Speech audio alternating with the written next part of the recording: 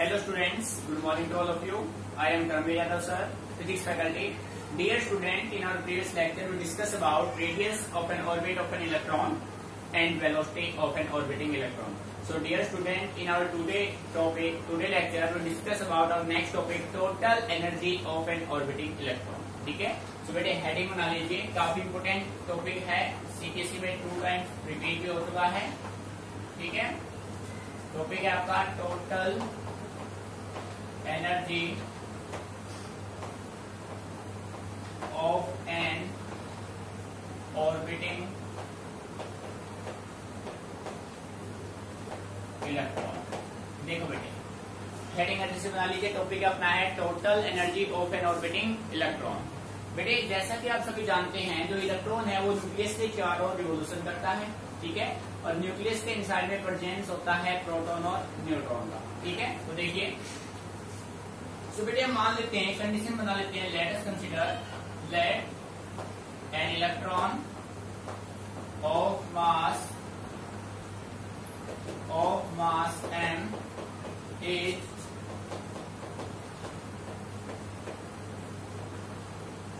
revolve around the nucleus. Revolve around the nucleus with speed v,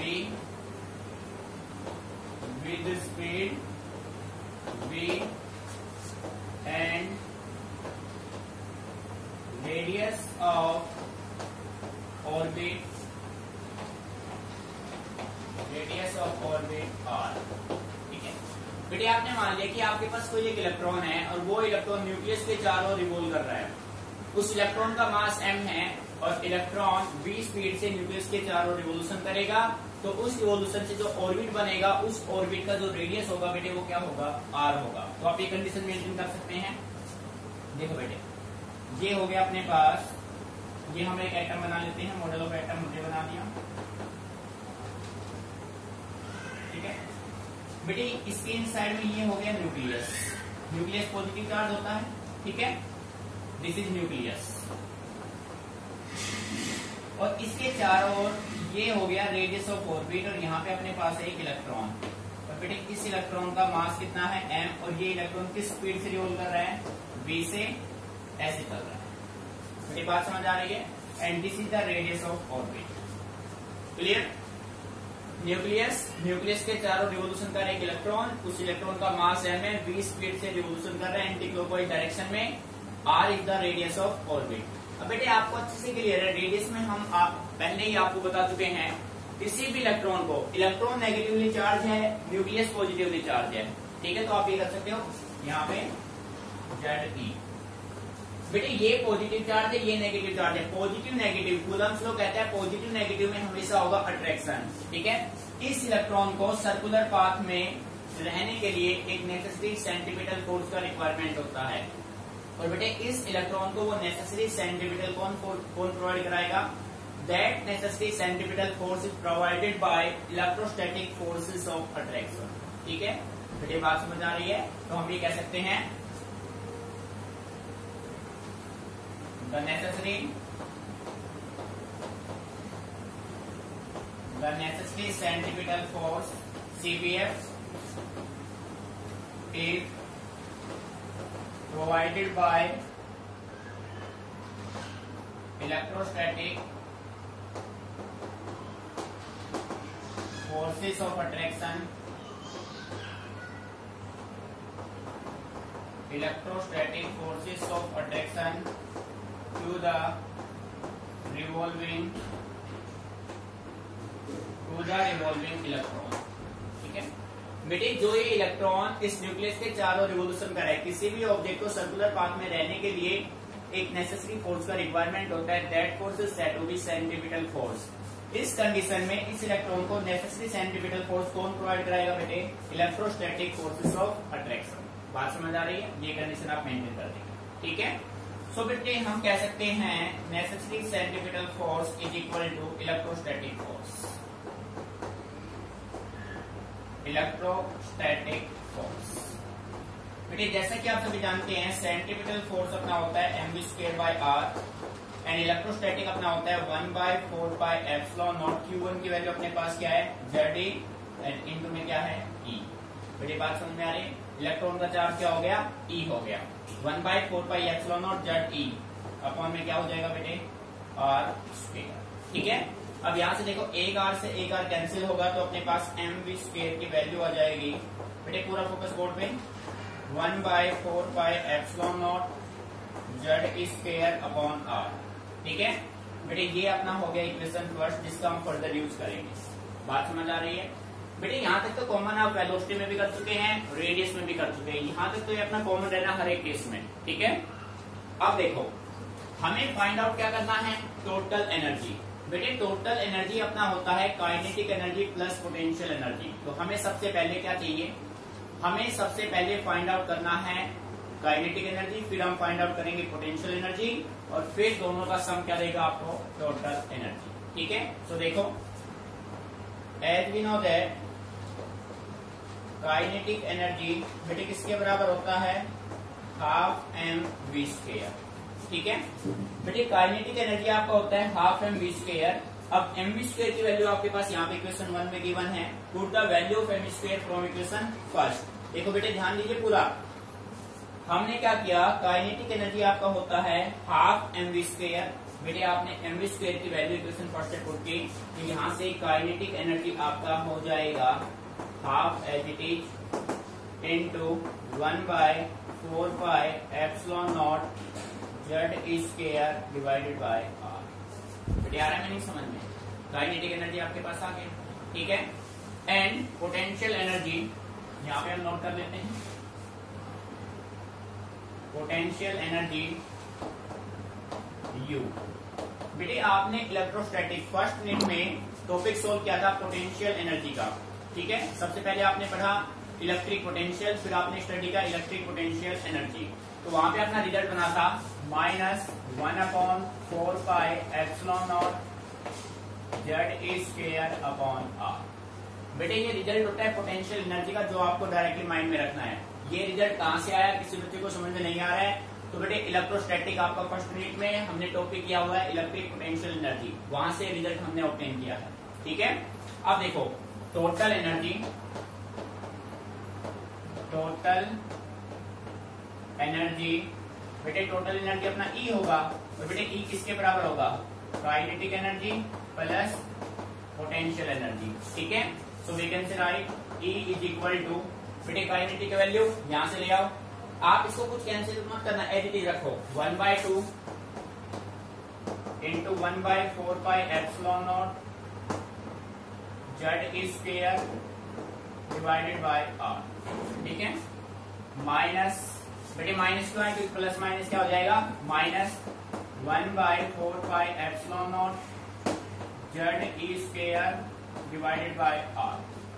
बेटे ध्यान दीजिए, kinetic energy की value आपने यहां से पुट की, पोटेंशियल एनर्जी की वैल्यू आपने यहां से पुट की, प्लस माइनस क्या हो जाएगा, माइनस। अब आप देखो बेटे आपके सारे डाटा सेम हैं, सारे डाटा सेम है, पर इसकी वैल्यू क्या है 1 और इसकी वैल्यू क्या है 1/2। माइनस का 1 है और प्लस का हाफ है, तो बेटे -1 में से प्लस का हाफ जाएगा तो माइनस का हाफ बचेगा। बिल्कुल क्लियर है ना। तो आप कह सकते हैं E is equal to -1/2 into 1/4πε0 ZE² divided by बेटे क्या होगा R। बेटे सभी को ये बात समझ में आ रही है ना, किसी बच्चे को कोई प्रॉब्लम। ठीक है बेटे, ये था माइनस का 1, माइनस के 1 में से प्लस का हाफ जाएगा तो माइनस का हाफ बचेगा ना। ठीक है। अब देखो बेटे, but we know that but R is equal to, बेटे radius of orbit of an electron आप पहले ही कैलकुलेट कर चुके हैं, तो वहां से आप ये वैल्यू पुट करेंगे। इसकी वैल्यू अपने पास क्या थी, ε0² h² n² upon πm ZE²। बेटे अब ये रिजल्ट किसी बच्चे को रिमेम्बर नहीं है तो वो फिर भाई अपना डेराइव करके देखेगा। तो इसी वजह से मैंने कहा था बेटे जो भी फाइनल रिजल्ट बनता है उनको आप माइंड में रखिए, नेक्स्ट डेरिवेशन में हम इनका यूज करेंगे। बेटे जब आपने radius of orbit of an electron find out किया था, वहां से रेडियस का आंसर आया था ε0² h² n² upon πm ZE²। ठीक है बेटे, इस वैल्यू को आप यहाँ पे पुट कीजिए तो रिजल्ट अपना बनेगा E is equal to -1/2 1/4 pi epsilon naught Z square divided by R। बेटे R की मैं वैल्यू पुट करूंगा तो ये पाई m Z स्क्वायर मल्टीप्लाई में चला जाएगा और नीचे अपने पास क्या आएगा एप्सिलॉन नॉट स्क्वायर। ठीक है, एप्सिलॉन बेटे ओनली एप्सिलॉन नॉट था, epsilon not into h square, या ऐसे लिख लेते हैं एप्सिलॉन नॉट h स्क्वायर और n स्क्वायर। ठीक है बेटे, अब यहां से जो कैंसिल आउट हो रहा है उसको आप कैंसिल आउट कर दीजिए। देखो बेटे यहां से कुछ कैंसिल हो रहा है, पाई से पाई कैंसिल हो रहा है ना भाई, इसके अलावा कुछ कैंसिल नहीं हो रहा, तो इसको आप एज इट इज रखेंगे E इक्वल टू बेटे मल्टीप्लाई कर दो माइनस जेड का मल्टीप्लाई किया कितना हुआ जेड स्क्वायर m e की पावर कितना हो गया बेटे 4। देखो भाई जेड को जेड से मल्टीप्लाई किया Z square, m as it is e की पावर 2 e की पावर 2 e की पावर कितना हो गया 4, डिवाइड कर दीजिए, इसको मल्टीप्लाई किया 4 to 8 epsilon naught square h square और बेटे n स्क्वायर। यहाँ तक बात समझ में आ रही है? किसी बच्चे को यहाँ तक कोई प्रॉब्लम? मीनिंग अच्छे से क्लियर? ठीक है बेटे, ये अपने पास ई यहाँ तक आ चुका है। अब देखो बेटे, अब मैं कह देता हूँ यहाँ पे listen carefully, but Rydberg constant बेटे होता है Rydberg constant R। Rydberg constant R की वैल्यू की अगर हम बात करें, ये यहाँ पे एप्सिलॉन नॉट का स्क्वायर है, पहले एक बार आप यहाँ तक नोट कर लीजिए, फिर आगे इसको सोल्व करते हैं। ठीक है, एक एक पॉइंट को समझना है आपको।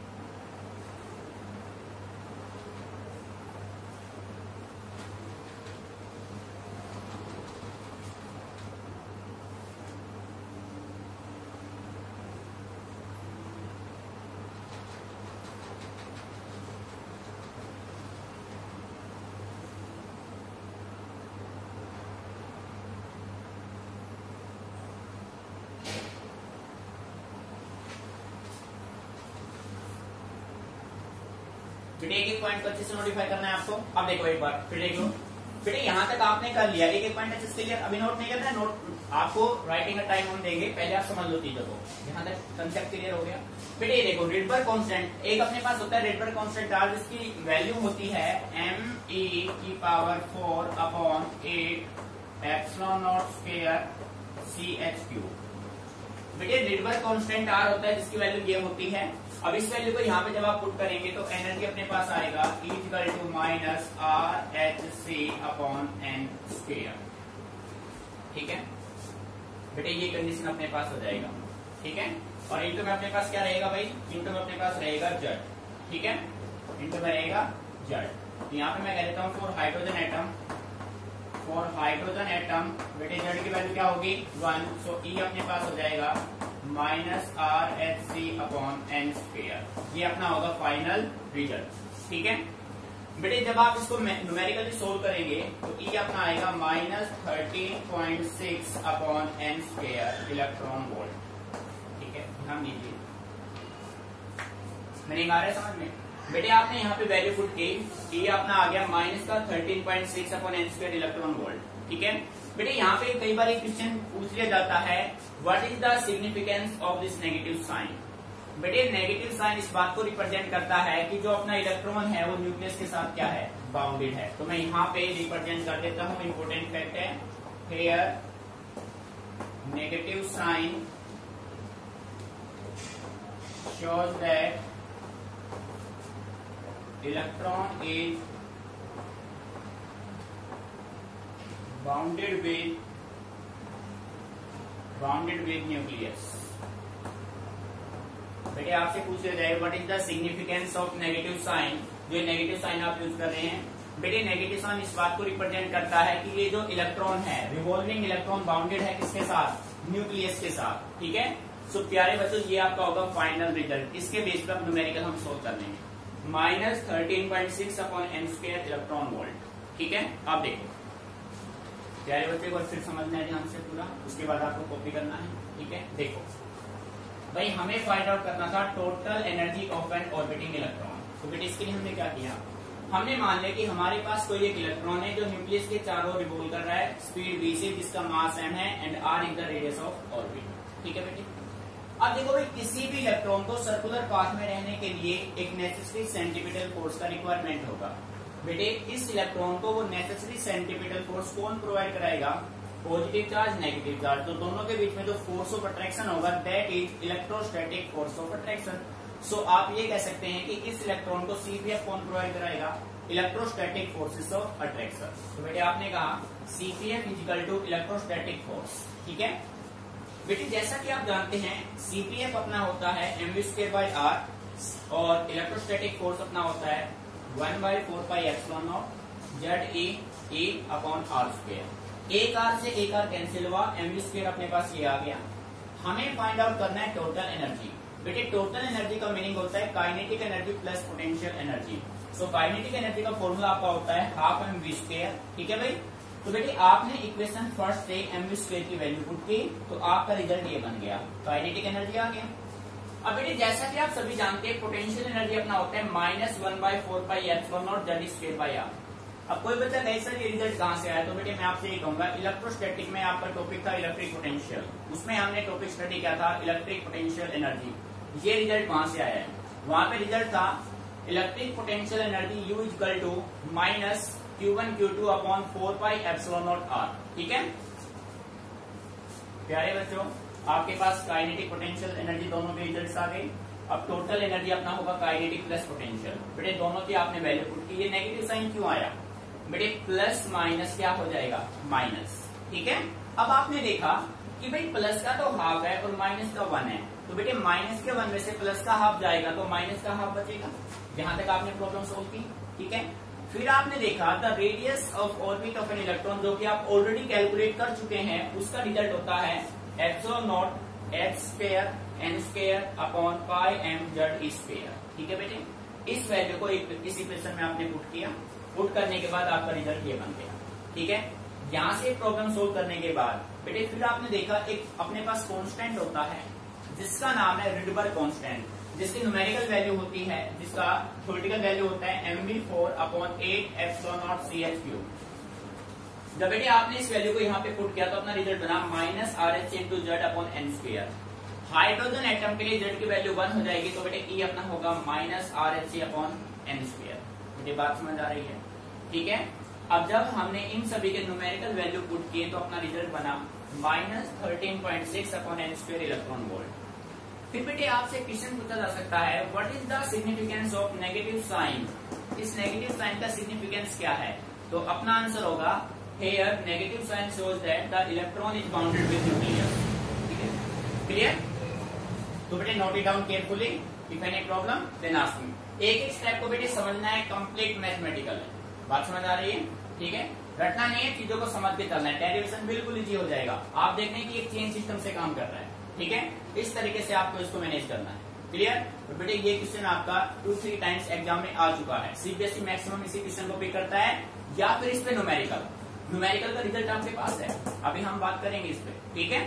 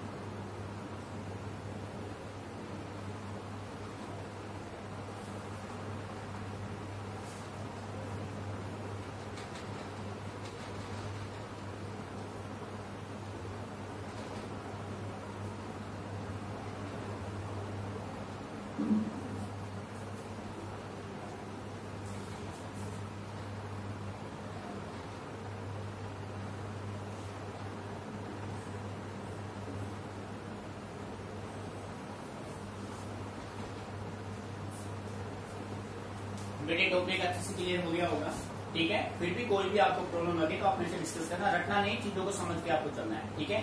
बेटे अब इसी रिजल्ट के देखो चेन सिस्टम से काम करें। सबसे पहले हमने फाइंड आउट किया रेडियस, रेडियस से निकाला वेलोसिटी, फिर हमने फाइंड आउट किया टोटल एनर्जी। और बेटे अब हम फाइंड आउट करेंगे फ्रीक्वेंसी ऑफ एमिटेड रेडिएशन, जो कि इसी रिजल्ट पे काम करेगा। इसी से आप इसको सोल्व करेंगे, ठीक है। तो बेटे नेक्स्ट हेडिंग आप बना लीजिए, हेडिंग बना लो, उसके बाद पेन बिल्कुल स्टॉप रहे, कंप्लीट फोकस अंडरस्टैंडिंग पे करना है, ठीक है। देखो बेटे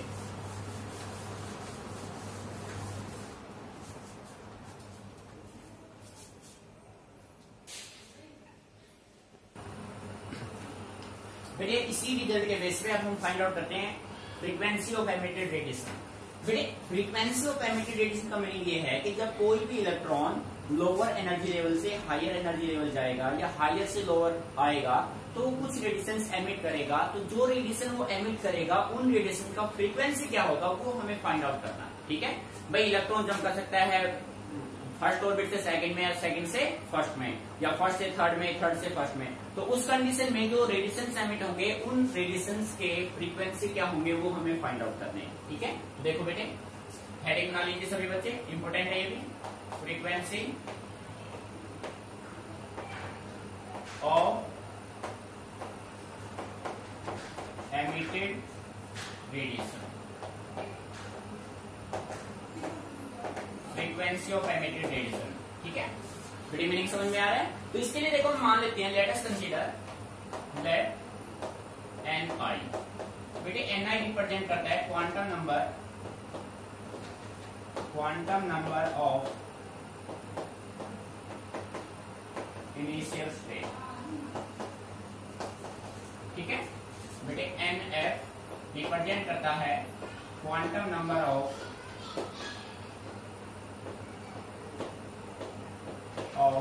फाइनल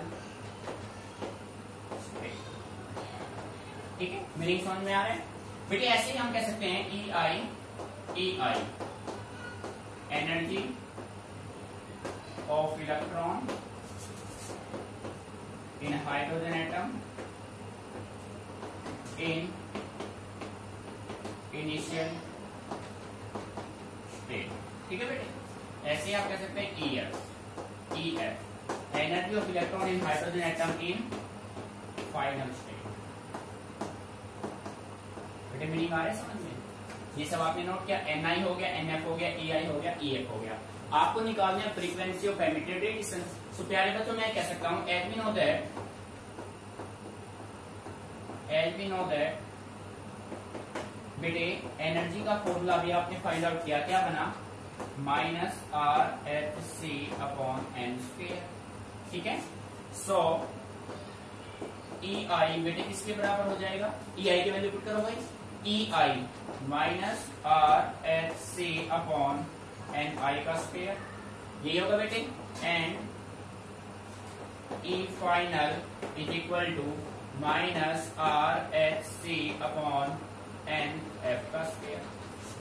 बेटे मीनिंग अच्छे से समझ में आ रहा है, ठीक है। हमें निकालना है frequency, so we can say that then frequency of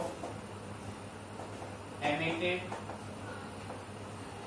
radiation. बेटे तो फ्रीक्वेंसी ऑफ एमिटेड रेडिएशन होगा न्यू अपना किसके बराबर होगा, ई आई -EF/h। अब कोई बच्चा ये कहे सर ये फॉर्मूला कहां से बना, तो मैं आपको बेटे नोट करा देता हूं। आपको पता है energy of a photon is equal to h nu. बेटे एनर्जी किसके बराबर था, एच न्यू, तो न्यू किसके बराबर, न्यू फ्रीक्वेंसी, तो बेटे न्यू क्या हो जाएगा, E/h, और E की वैल्यू क्या है, E इनिशियल माइनस E फाइनल/h। यहाँ पे अब इसकी वैल्यू पुट कर दो आप, देखो इसको मैं रख रहा हूं बेटे, कंप्लीट फोकस कीजिए, ठीक है। तो बेटे फ्रीक्वेंसी यहां से क्या होगा, frequency is equal to E initial, initial की वैल्यू क्या बेटे -RHc/ni², -RHc/ni², ठीक है बेटे। साइन क्या आएगा, माइनस, और डिवाइड में कंप्लीट कैसे भी लेना है, EF की वैल्यू लो, EF बेटे माइनस माइनस क्या हो जाएगा, प्लस RHc/nf एन एफ का स्क्वायर, और बेटे कंप्लीट के डिवाइड में क्या है एच, कंप्लीट के डिवाइड में क्या है एच। बात समझ आ रही है? तो बेटे यहां से मैं ऐसा कर सकता हूं, frequency nu is equal to, यहां से आपने एच कॉमन लिया, एच से क्या हो गया कैंसिल, फिर आपने यहां से कॉमन लिया आर सी, ठीक है, आर सी कॉमन लिया तो अपने पास रिजल्ट क्या बता, माइनस का लिखो, माइनस का आर सी, ध्यान देना बेटे अच्छे से, माइनस का R C upon N I square plus का R C upon N F square. तो डियर स्टूडेंट आप कह सकते हैं nu is equal to R C common ले लो 1 अपॉन एन एफ का square minus 1 upon N I का स्क्वायर। बेटे this is frequency of emitted radiation, ये फॉर्मूला इंपॉर्टेंट है, आप इसको यूज में लीजिए। बात समझ आ रही है? ठीक है, इसको यहाँ तक नोट कर लो, फिर इसके बाद फाइंड आउट करेंगे हम वेव नंबर जो इससे रिलेट करेगा। ठीक है, कोई भी स्टेप समझ में नहीं आए तो आप डिस्कस करो, रटना नहीं, चीजों को समझना है। ठीक है,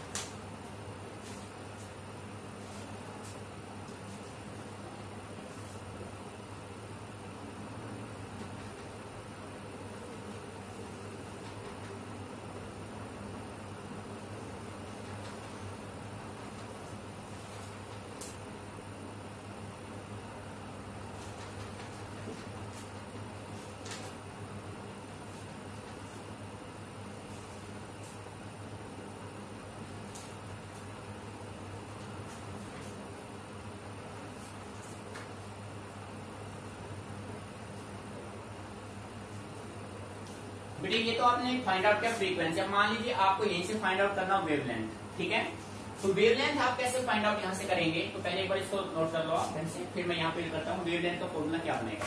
ठीक है बेटे, ये साइड कॉपी हो गया होगा ना, अब पूरा फोकस करें, एक बार स्टॉप कर दे पेन को। देखो अब यहीं पे मैं निकाल लेता हूँ वेवलेंथ, देखो ध्यान से, वेवलेंथ ऑफ एमिटेड इलेक्ट्रॉन यहीं पे मैं फाइंड आउट कर देता हूँ, तो न्यूमेरिकल में आप यूज करेंगे wavelength of an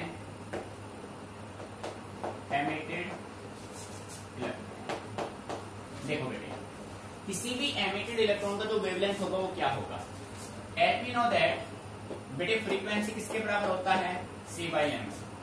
frequency nu is equal to c by lambda, और न्यू अपना किसके बराबर है, तो बेटे आप कह सकते हैं c upon lambda is equal to R सी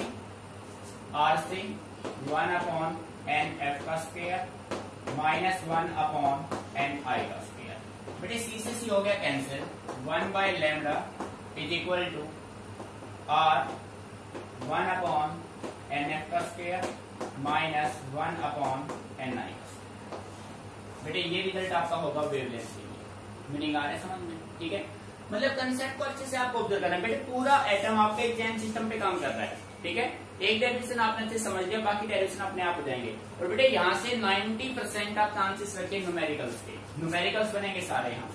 ठीक है, मीनिंग आ रहा है समझ में? तो बेटे फ्रीक्वेंसी का फॉर्मूला ये होगा, वेवलेंथ का फॉर्मूला ये होगा।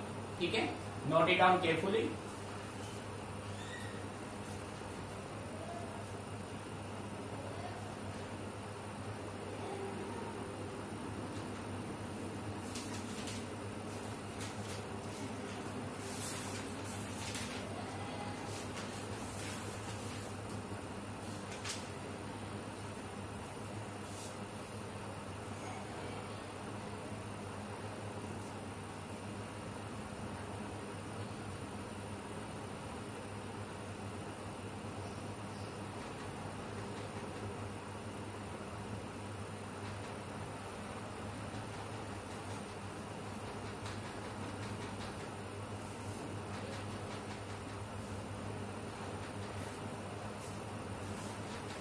बेटे देखो दोनों कॉपी हो गए। अब नेक्स्ट टॉपिक हम सोल्व करते हैं एनर्जी के बेस पे ही।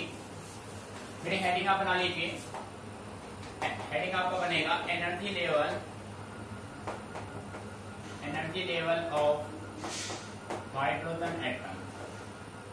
ठीक है बेटे, इंपोर्टेंट है, इन सभी पे न्यूमेरिकल्स आपके बनेंगे। ठीक है, तो देखिए as we know that energy equal to minus 13.6 upon n square electron volt. बेटे फॉर्मूला है ना जनरल। अब मान लीजिए कि आप फर्स्ट ऑर्बिट में हैं, फर्स्ट ऑर्बिट में n की वैल्यू 1, सेकंड ऑर्बिट में n की वैल्यू 2, थर्ड ऑर्बिट में n की वैल्यू 3, ये कंडीशन मेंटेन करेंगे। तो यहाँ पे मैंने लिखा for point number 1 n is equal to 1। बेटे जब n की वैल्यू 1 है तो एनर्जी क्या होगा, minus 13.6 upon n square is equal to minus 13.6 upon 1 का स्क्वायर। तो बेटे माइनस 13.6 इलेक्ट्रॉन वोल्ट आपका आंसर होगा। ठीक है, ये देखो ध्यान से, मीनिंग आ रहा है ना समझ में। बेटे सिमिलर कंडीशन आप मान लीजिए for n is equal to 2, जब n की वैल्यू 2 होगा तो माइनस 13.6 अपॉन 2 का स्क्वायर आप करेंगे, तो ये होगा माइनस का 13.6 अपॉन 4। बेटे जब आप इसको सोल्व करेंगे तो ये अपने पास आएगा minus 3.4 electron volt. For n is equal to 3, E is equal to minus 13.6 upon 3 का स्क्वायर बेटे is equal to minus 13.6 upon 9, तो बेटे माइनस का 1.51 इलेक्ट्रॉन वोल्ट। ठीक है, तो ऐसे आप करते जाएंगे। फिर बेटे n की वैल्यू 4 ले लो, एनर्जी अपने पास क्या होगा, माइनस 13.6 अपॉन 4 का स्क्वायर माइनस 13.6 अपॉन 16, तो बेटे माइनस का 0.85 इलेक्ट्रॉन वोल्ट। तो इस तरीके से आप एनर्जी को मेंटेन कर सकते हैं। किस ऑर्बिट में एनर्जी क्या होगा वो आप इस फॉर्मूले से फाइंड आउट कर सकते हैं, ये आपका जनरल फॉर्मूला है। और बेटे कोई बच्चा ये कह सर नेगेटिव साइन, बेटे नेगेटिव साइन रिप्रेजेंट करता है bound state of electron with nucleus. ठीक है, मीनिंग समझ में आ रहा है। तो इस तरीके से आप एनर्जी लेवल डायग्राम यहां से ड्रॉ कर सकते हैं। ठीक है,